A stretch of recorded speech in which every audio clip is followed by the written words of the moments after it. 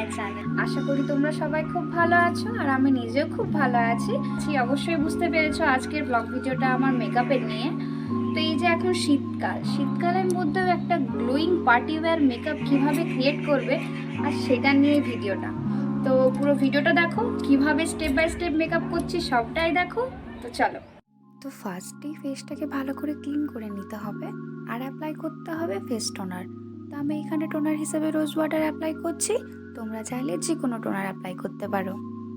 টোনারটাকে হালকা হাতে ভালোভাবে অ্যাপ্লাই করে নিচ্ছি। আর যেহেতু শীতকাল তাই আমি অ্যালোভেরা জেলটা ইউজ করব না।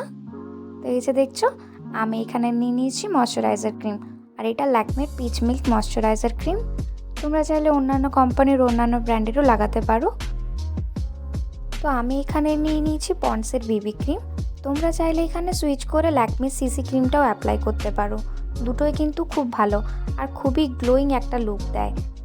মেকআপ করতে গিয়ে আমরা সবথেকে বড় একটা ভুল করে বসি, আর সেটা হচ্ছে ফাউন্ডেশন হাতে করে ব্লেন্ড করা, যেটা কিনা একদম করা উচিত নয়।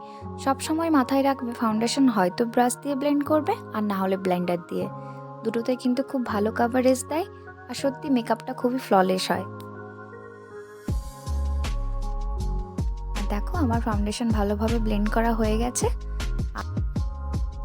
ফাউন্ডেশনটা অ্যাপ্লাই করে নিয়ে ওটাকেও ভালোভাবে ব্লেন্ড করব, কারণ যেহেতু ফেসের মধ্যে মেকআপ করবে তো ফেসের একটা আলাদা টোন আর নেকটার একটা আলাদা টোন মোটেও ভালো লাগে না। ওই জন্য দেখো ভালোভাবে ফাউন্ডেশন আমি নিয়ে নিয়েছি আর এটাকেও ব্লেন্ড করে নিচ্ছি হালকা হাতে। ভিডিওটা একটু ফাস্ট রেখেছি, ফাস্ট না রাখলে আমার ভিডিওটা অনেক বড় হয়ে যাবে, যার কারণে কিন্তু তোমরা আবার স্কিপ করে করে ভিডিওটা দেখবে, তাই ভিডিওটাকে শর্ট করেছি।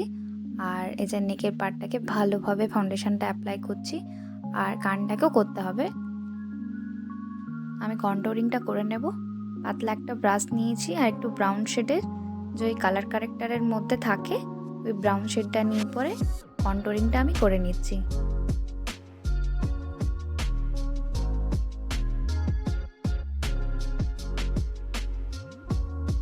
আইশ্যাডো প্যালেটের একদম লাইট ব্রাউন কালারটা নিয়ে আমি চোখের ওপরের পাতায় অ্যাপ্লাই করে নিচ্ছি।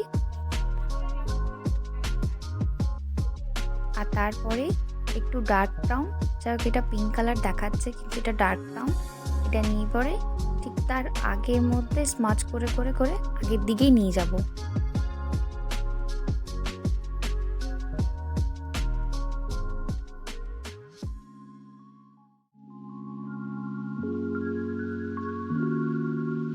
আর এবারে আমি আইশ্যাডো প্যালেটের এই যে শিমের গোল্ডেন কালারের শেডটা দেখছো, এটা নিয়ে চোখের পাতার মাঝখানে অ্যাপ্লাই করে নিচ্ছি। আর তোমরা চাইলে এখানেও করে পরে ছেড়ে দিতে পারো আই মেকআপটা, কিন্তু আমি যেহেতু এখানে ওই গ্লিটার শেডটা অ্যাপ্লাই করব, গোল্ডেন গ্লিটার শেডটা, তাই উপর থেকে এই যে দেখো আমি নিচ্ছি গ্লিটারের শেডটা। তো কিন্তু তোমরাও যদি অ্যাপ্লাই করতে চাও তাহলে কিন্তু অবশ্যই একটা কথা মাথায় রাখবে যে গোল্ডেন শিমার শেডটা কিন্তু আগে অ্যাপ্লাই করবে, তারপরেই গোল্ডেন গ্লিটার শেডটা অ্যাপ্লাই করবে। তাহলে কি বলো তো, যে গ্লিটারটাই অ্যাপ্লাই করছো সেটা কিন্তু খুব সুন্দর একটা লুক ক্রিয়েট করে।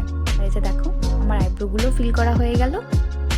তো আমি ব্লাশারটা অ্যাপ্লাই করতে ভুলে গেছিলাম, আর এখানে আমি ব্লাশারটা অ্যাপ্লাই করে নিচ্ছি। পরে করলেও হবে আর আগে করলেও হবে, কোনো ব্যাপার না। আর এবারে লিপস্টিকটাও অ্যাপ্লাই করে নিচ্ছি। লিপস্টিকটা আমি শার্পভাবে অ্যাপ্লাই করছি মাঝখান থেকে। এই যে দেখো তোমরা চাইলে এরকমভাবেও অ্যাপ্লাই করতে পারো, আর যেরকম নিজে ঠিক বোঝো সেরকমটাও করতে পারো।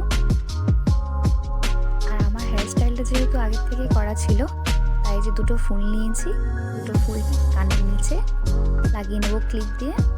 একটা ফুলের মধ্যে ক্লিপ ছিল অলরেডি আর একটাতে পিন ছিল, দুটো আমার অ্যাটাচ করা হয়ে গেছে চুলের মধ্যে। আর দেখো আমার গ্লোয়িং লুকটা কি সুন্দর গ্লো করছে না মেকআপটা। তো আমার ভিডিওটা যদি তোমাদের হেল্পফুল হয়ে থাকে আর যদি ভালো লেগে থাকে তাহলে প্লিজ আমার চ্যানেলটাকে সাবস্ক্রাইব করে দিও আর ভিডিওটাকে একটা লাইক করে দিও। Thank you.